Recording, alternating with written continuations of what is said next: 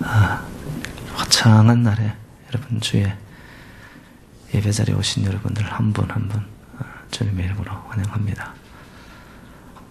여러분 오늘 햇빛이 온 천지에 내주이듯이 하나님의 영광의 구원의 빛이 여러분의 심령 구석구석 우리 재단 전체를 하나님이 덮을 때에 여러분 은혜의 자리로 나아가 정말 내 영이 복하며 내 잔이 넘치도록 그 하나님을 체험하는 복된 시간이 되시기를 주님의 이름으로 축원드립니다.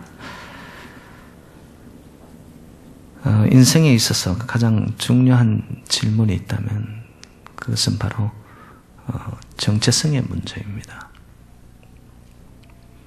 살고 있는 지금 저희들의 세대를 한번 보시기 바랍니다. 정체성의 혼란 시대입니다. 남녀 그거조차도 이제는 선이 없어지고 있습니다. 하나님은 남자와 여자로 분명히 구별하여서 만드셨는데 이 정체성 여기서 혼란이 오다 보니까 남녀라는 개념 자체가 여러분 그 기준과 선이 이제는 막 복잡해지는 시대가 되었죠. 그런가 하면은 진리에 대한 정체성 또한 너무나 혼잡합니다. 이것도 맞고 저것도 맞고 저기에도 진리가 있고 여기에도 진리가 있다라고 이야기합니다. 그래서 여러분 우리가 살고 있는 이 시대 자체가 포스트 마더니즘이라고 해가지고 모든 것이 다 맞다는 거야. 너도 맞고 나도 맞대요. 그런데 이러한 생각이 이 진리에 대한 정체성으로까지도 개입되어지면서 불교에도 진리가 있다. 이슬람 교회도 진리도 있고 기독교만 진리냐. 이러다 보니까 모두가 다 진리래. 종교마다 전부 진리를 선포하고 있습니다.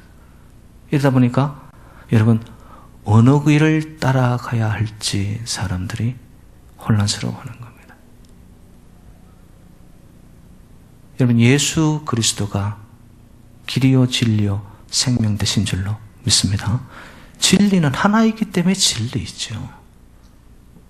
그런데 진리가 여러 가지 상대적인 진리가 되어버릴 때 인간의 마음은 영은 여러분 무질서하게 되는 겁니다. 그런가 하면은 이전에는 저희들이 학교에서 스승님 이러면은 여러분 그 그림자도 밟지 못하였잖아요.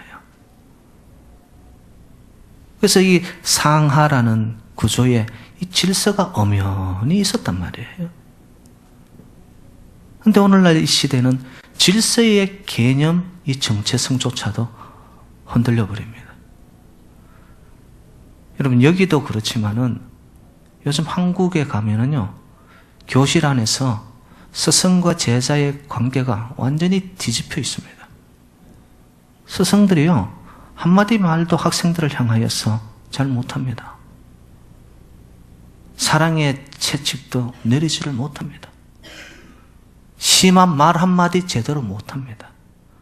잘못했다가 다음날 학부모님 부대가 이루어가지고 그냥 학교를 뒤집어 놔버려요. 질서의 혼란입니다. 우리가 살고 있는 이 시대가 이렇게 정체성이 희미해지다 보니까 찾아온 것이 혼돈이요, 흑암이요, 그리고 무질서. 참 살아가기가 앞으로는 점점 더 힘들어지지 않을까. 그런데 그 정체성의 문제를요, 여러분 우리 개인에게 적용을 해본다면 나는 누구인가? 나는 누구인가? 이거를 모르고 사니까 그냥 어디 가서든 막 부딪히는 거예요. 내가 정확하게 누구인가를 자리매김이 되어진 자들은요, 있어야 할 것, 해야 할 것, 그리고 분명한 선을 지키면서 살아가는 거예요. 내가 누구냐 하는 것은요, 어떻게 그것을 평가하느냐에 따라서 사람이 불행해지기도 하고 행복해지기도 합니다. 우리는 이렇게 생각해요. 환경이 중요하지요. 지금 내가 처한 이 상황이 중요하지요. 여러분, 그렇지 않습니다. 정말 자기 정체성이 분명한 사람들은요, 황무지에 던져놓더라도 거기서 장미꽃을 피워내는 거예요. 근데 아무리 좋은 환경이 온실과 같은 환경 속에 있더라도 자기가 어떤 존재냐는 것에 대한 명확한 해답을 찾지 못한 자들은요, 온실 속에 있으면서도 독초와 같이 독을 뿜어내는 거예요. 아름다운 영향력을 미치지를 못한다는 말이에요. 여러분, 정체성의 문제이지 결코 환경의 문제가 아닙니다. 그리고 내가 생각하는 나를 남들이 낮게 평가할 때 사람들은 여기 안에서 불평이 올라옵니다. 아니, 내가 어떤 사람인데 저 사람이 나를 저렇게 비하적으로 우습게 여기지? 그런가 하면은 내가 나를 평가하는 것보다 남들이 나를 더 이렇게 높여요. 그럼 그 속에서도 찾아오는 것이 뭐냐면 불안이 찾아옵니다. 나는 그 정도 대단한 사람이 아닌데 옆에 있는 사람들이 그 분위기 조성을 해서 자꾸 띄워줍니다. 여러분, 그 분위기에 잘못 탔다가는 한순간 떨어지는 거예요. 결국 나는 어떤 사람인가 명확한 자기의 정체성을 가진 사람들은요, 남들이 뭐라고 하든 대수롭지 않게 여겨버립니다. 왜? 나는 나로서 만족이 되고 자유롭고 나는 기쁘다는 거예요. 여러분, 사실 하나님이 우리를 만드실 때 키 크게도 만들고 키가 작게도 만들잖아요. 근데 우리는 키 큰 것보다 키 작은 것에 대한 컴플렉스를 가집니다. 이것도 가만히 보면 여러분 상대적이에요. 하나님이 나를 이렇게 원더풀하게 만들었구나. 여러분, 거기에 대한 정체성을 딱 가지고 있으면 여러분, 키가 작든 크든 뭐 그렇게 문제가 됩니까? 자기의 정체성이 확립이 된 사람들은요, 누가 나보고 키가 작다고 흉을 보면은 아이고, 이 사람아, 나폴레옹도 키가 작았어. 그리고 뭐예요? 여유를 가지고 넘어가게 되는 거예요. 그런데 그것이 확립이 안 된 자는 꼭 키 작은 거 하나 나도 알고 있는데 그거 아픈 부분을 또 꼬집었다고 못 받아내는 거예요. 못 받아내는 거예요. 또 여기 키 작은 분 또 내보고 하는 이야기인가 그렇게 생각하지 마시고요. 예를 든다면 그렇다는 거예요. 그리고 이거 남자들 보통 보면 이 머리 벗겨진 이 대머리에 대한 컴플렉스가 갖고 있잖아요. 죄송합니다. 제가 누구를 지명한 건 아닙니다. 여러분, 나이가 들면서 빠지는 거 아니겠어요? 이런데 저런데 어떡하겠어요? 그때 자기 정체성이 딱 확립된 사람은 나보고 머리 빠졌다고 놀릴 때 여러분 자신 있게 이야기하세요. 사도 바울도 대머리인 거 너 알았냐? 예? 벌써 삶 속에 이 충격이 오더라도 흡수가 되는 거예요, 이게. 왜? 자기가 누구인가에 대한 것이 명확하거든요. 예.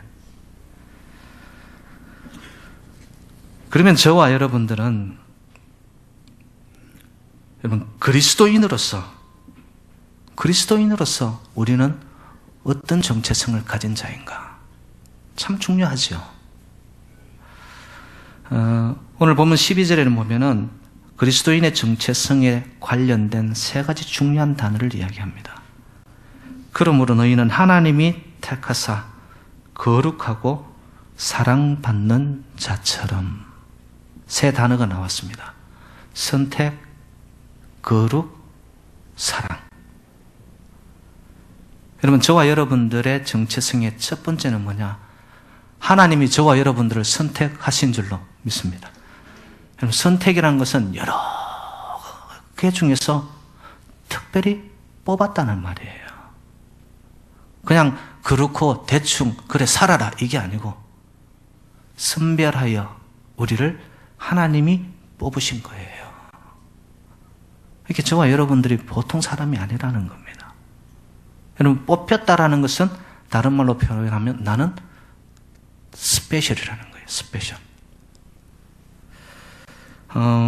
성경상에 보면은 다 하나님의 쓰임받는 일꾼들은 보면 하나님이 선택합니다. 아브라함아, 모세야, 사무엘아, 사울아. 거기에 저와 여러분들도 하나님이 이름을 불러 여기에 선택하여 앉혀놓으신 줄로 믿습니다. 이게 놀라운 사실이거든요. 베드로전서 2장 9절에 의하면은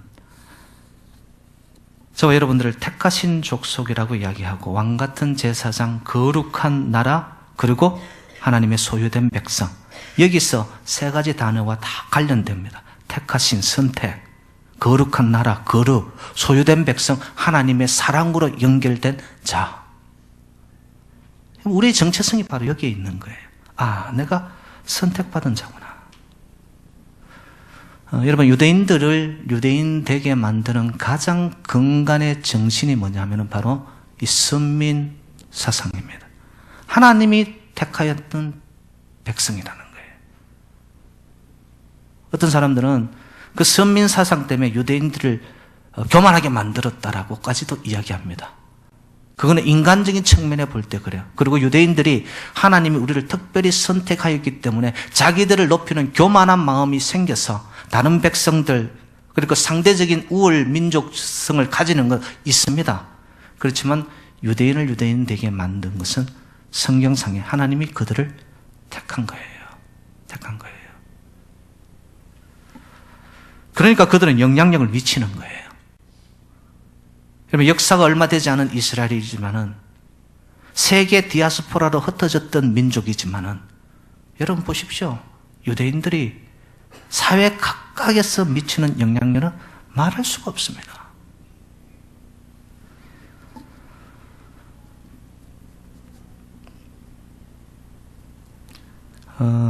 여러분, 지금 미국에 토크쇼의 여왕이라고 하는 여러분 오프라 윈프리. 그 오프라 윈프리의 인생은 너무나 불행한 상황 속에서 태어납니다. 제가 그 자서전을 읽어보니까요. 자기 생모와 생부가 결혼도 하기 전입니다. 한 나무 그루 아래에서 한 번의 실수로 인해서 이 출생이 태어난 여인이 바로 오프라 윈프리예요. 그리고 나서는 그 생부는 떠나버립니다. 출생이 너무나 비참한 거예요. 그리고는 외할아버지 밑에서 자라나기 시작하고요. 그러다가 사촌에게 강간을 당합니다. 청소년 시절에. 그래서 아기를 낳았는데 2주 만에 죽어버립니다. 사생아를 낳는 거예요. 인생에 끊임없는 불행이죠. 그리고 흑인이고 여성이고 대접받지 못하는 그 시대의 아픔을 다 안고 태어났지만은 어찌 이 여인이 토크쇼의 제왕으로서 이렇게 거듭난 삶을 살게 되었는가? 그가 그 외할아버지가 주는 성경책 안에서 자기가 누구인가에 대한 정체성을 발견한 거예요. 자기는 이렇게 육체적으로도 정신적으로 다 망가졌지만 하나님이 내가 너를 택하였다라는 그 말씀. 거기서 자기가 확립되어지기 시작하면서 새로운 사람으로 탈바꿈하는 거예요. 여러분 기억하십시오. 저와 여러분들은 하나님이 택하셨고요. 이 영적인 정체성이 확고할 때 하나님이 택하신 후에는 하나님이 저와 여러분들을 책임지실 줄로 믿습니다. 하나님 그렇게 무책임하신 분 아니세요. 하나님이 저와 여러분들을 하나님의 백성으로 불러 택한 이후에는 여러분 하나님은 책임지십니다.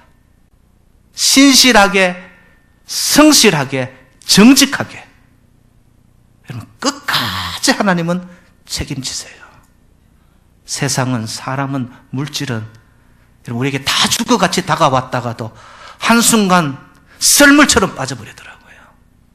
믿을 수가 없습니다. 그렇지만 하나님은 달라요. 여러분, 오늘도 이 예배 속에 하나님이 특별히 선별하여 선택하여 저와 여러분들을 은혜 받으라고 이곳에 불러주신 줄로 믿습니다. 그렇게 보면 여러분, 우리가 지금 이 자리에 있다는 것이 얼마나 영광스러운 순간인지 모릅니다. 어떤 세상의 시간들보다도 이 시간은 하나님의 임재와 하나님과의 관계성을 다시 한번 확립하면서, 그래, 맞아, 나 같은 자도 하나님이 선택해 주셨구나. 여러분, 감동이 일어나야 되죠. 감동이.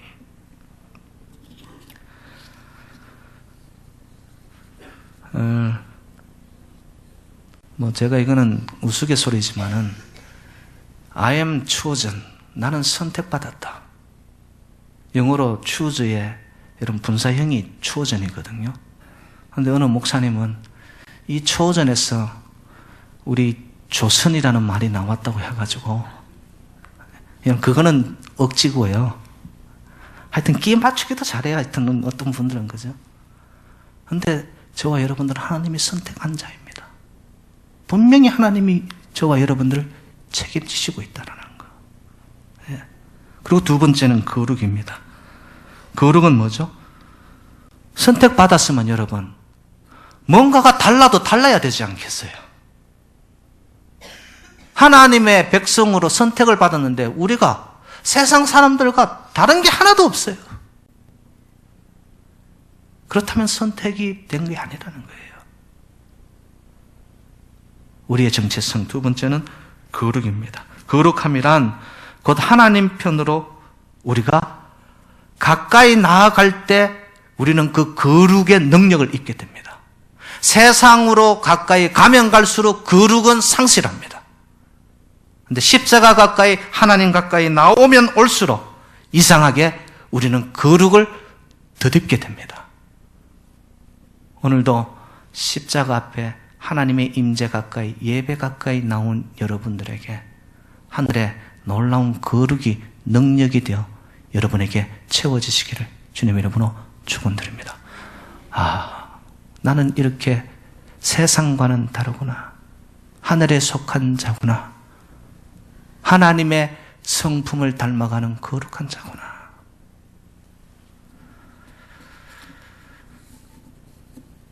제가 유대인 이야기를 자꾸 해서 좀 그렇지만, 여러분, 유대인들을 유대인되게 만드는 또 하나는 뭐냐면 그들의 의식 속에 이 거룩입니다.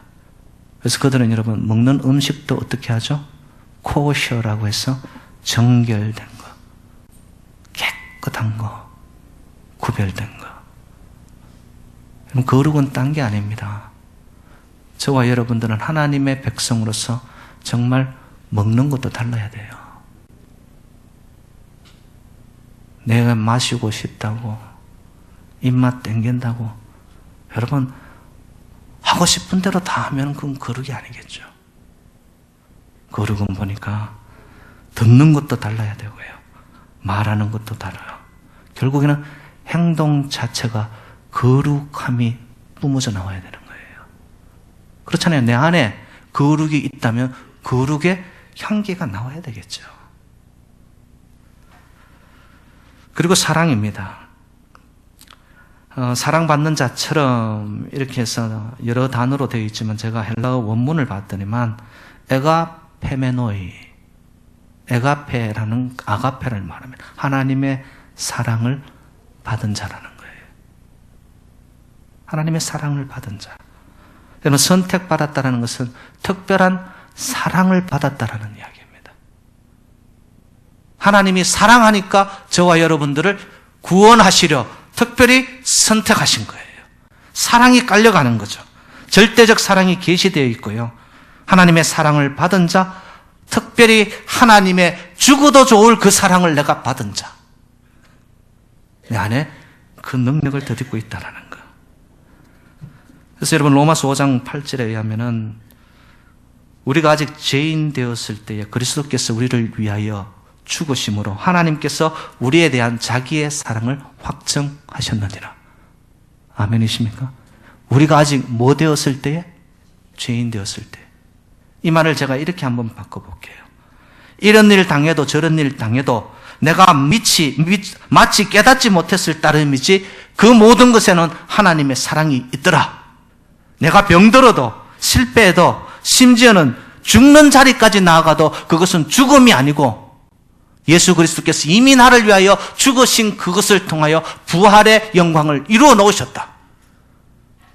그래서 여러분, 그리스도인들의 정체성은요, 죽는다 할지라도 그 자리가 아버지의 영광을 만나는 자리예요. 사랑의 확증이 있기 때문에. 그래서 때때로 여러분 삶 속에 삶이 아프고 왜 나에게는 이런 재앙이, 진노가, 채찍이 이루었을까? 왜 나에게는 이러한 아픔이 찾아오는 것인가? 여러분, 그 속에서도 하나님의 사랑을 확증하심을 여러분이 볼 수 있기를 주님의 이름으로 축복합니다. 우리는 좋은 일만 생기면 하나님 나를 사랑하는구나. 하나님의 사랑은 그렇게 부분적이지 않습니다. 하나님의 사랑은 아주 큰 스케일 안에서 통전적인 사랑을 하시는 거예요. 사랑의 확증을 해주신 그 하나님. 그래서 우리의 정체성은 여러분 세 가지입니다. 아, 나는 선택받은 자구나. 거룩한 백성이구나. 하나님의 사랑을 받은 하나님의 소유된 백성이구나. 그러면 이러한 정체성이 확립되어서 그러한 자들은 마음가짐과 삶 속에서의 태도는 어떻게 나타나야 될까? 이제 그것이 나타나야 되잖아요. 어떻게 나타나야 되느냐? 오늘 본문에 보니까 긍휼과 자비를 이야기합니다. 긍휼과 자비는 한마디로 표현하면 불쌍히 여기는 마음입니다. 여러분, 우리가 살고 있는 이 시대는요, 극도로 이기주의라 가지고 나만 잘 살면 돼. 옆집에서 누가 죽어나가는지 관심이 없습니다. 무관심, 냉담합니다. 얼어붙어 버렸습니다. 왜? 긍휼과 자비가 없기 때문에. 여러분, 저와 여러분 하나님의 백성으로서의 정체성을 가지고 있다면 여러분, 긍휼과 자비, 불쌍한 마음이 저와 여러분에게 있어야 된다는 거죠. 하나님의 수직적 사랑을 내가 받았으니까 이제는 그 사랑을 가지고 수평적인 사랑, 이웃 사랑, 아픈 곳에 내가 반창고 역할을 할 수 있는 삶, 여러분 나누는 삶으로 가야 된다는 것이죠. 그래서 사랑받았으니 사랑을 해야 되고, 절대적인 사랑을 받았으니 절대적인 사랑을 할 수밖에 없는 것. 여기에는 여러분 어떤 조건이 붙을 수가 없습니다. 긍휼과 자비. 그리고 두 번째는 뭐냐? 온유와 겸손입니다. 왜 겸손해야 될까요? 왜 온유해야 될까요? 예수님께서 말씀합니다. 나는 온유하니 내게로 와서 배우라.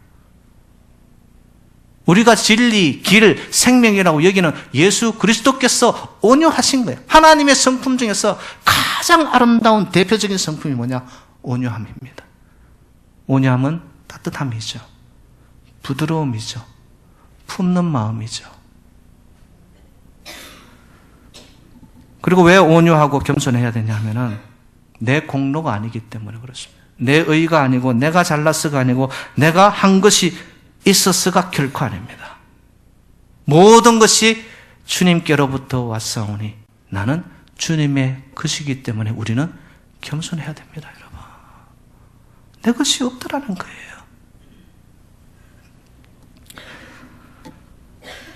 여러분 마음속에 혹 고민이 있다면요, 여러분 다시 한번 깊이 살펴보시기 바랍니다. 그 고민의 이유는 다른 것에 있지 않습니다. 내 마음이 높아진 교만 때문에 그렇습니다. 여러분, 걱정, 근심, 불안, 두려움, 그 원인이 뭘까요? 사건 때문에, 물질이 없어서, 환경이 따라주지 않아서, 누구 때문에, 돈 때문에 결코 아닙니다. 아무 것 때문도 아니라 바로 내가 교만했기 때문에 그렇습니다. 여러분, 저와 여러분의 인생 어떻게 왔습니까? 빈손으로 왔습니다. 빈손 놓고 다 하나님께로 가는 것. 공술의 공수거입니다. 인생이 그거예요, 여러분. 알렉산더 대왕 아시지 않습니까? 인류 역사 속에서 가장 많은 땅을 차지했던 자예요. 그러나 그는 요절합니다.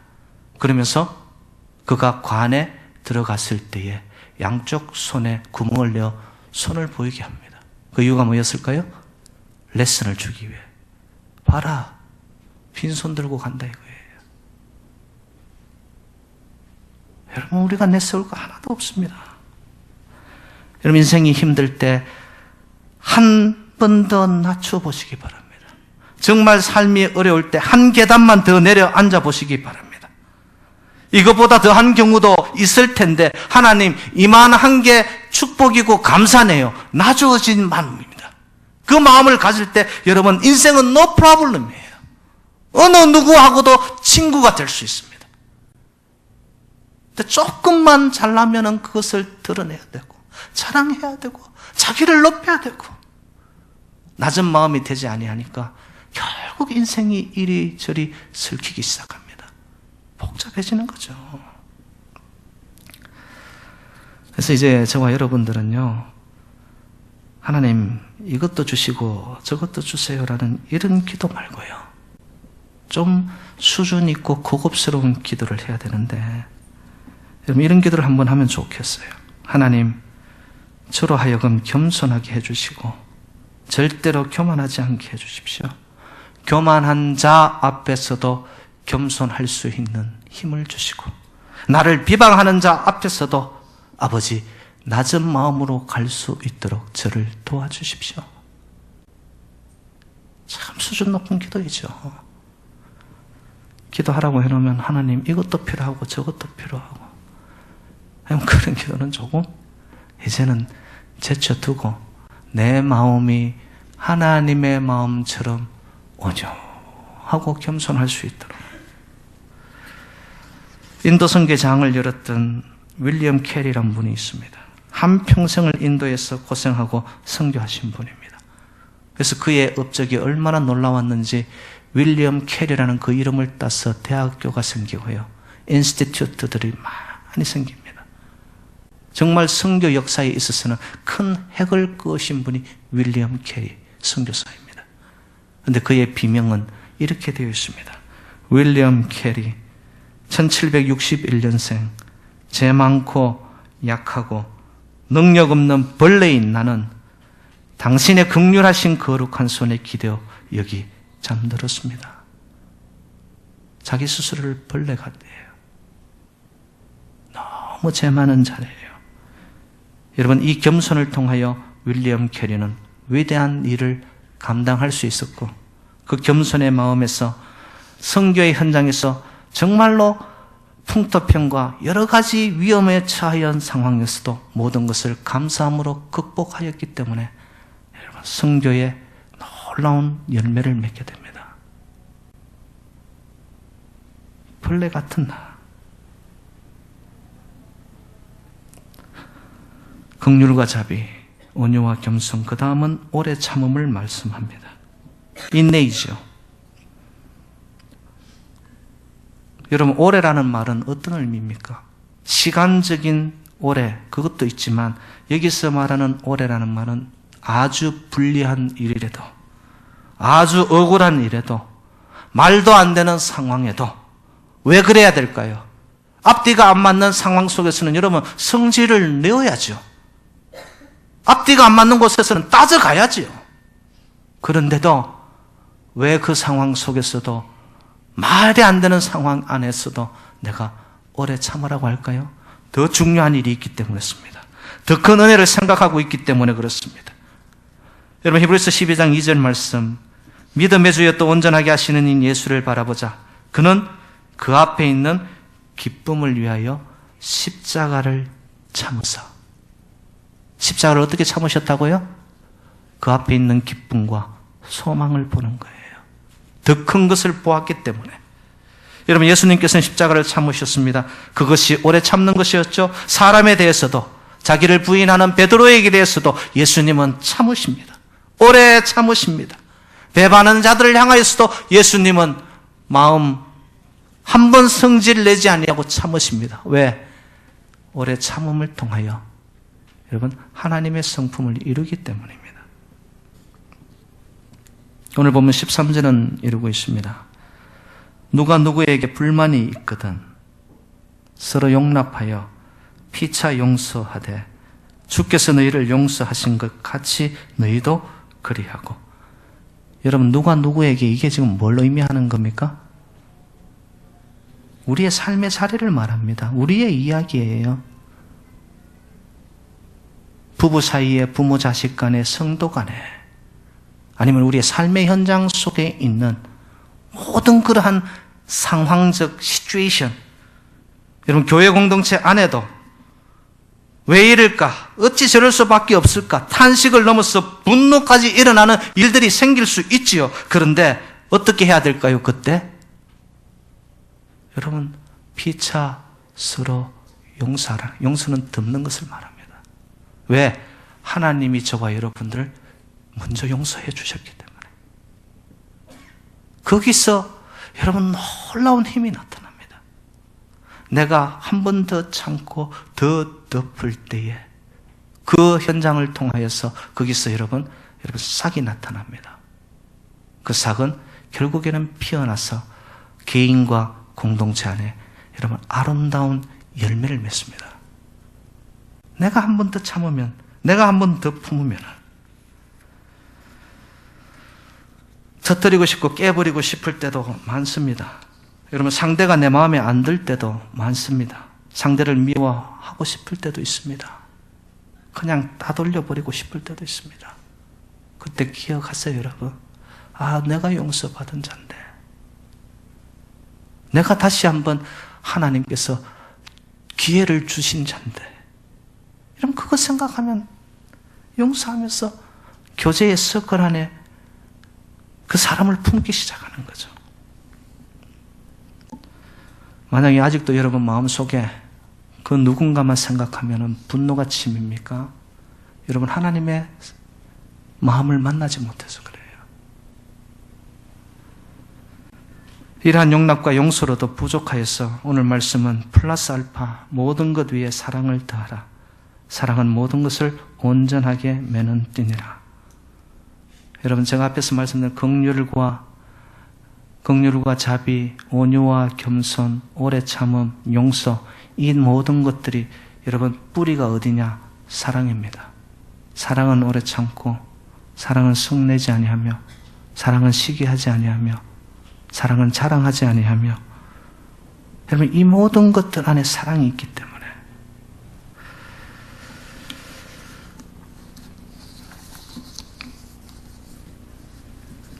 제 마음에 소울이 있습니다.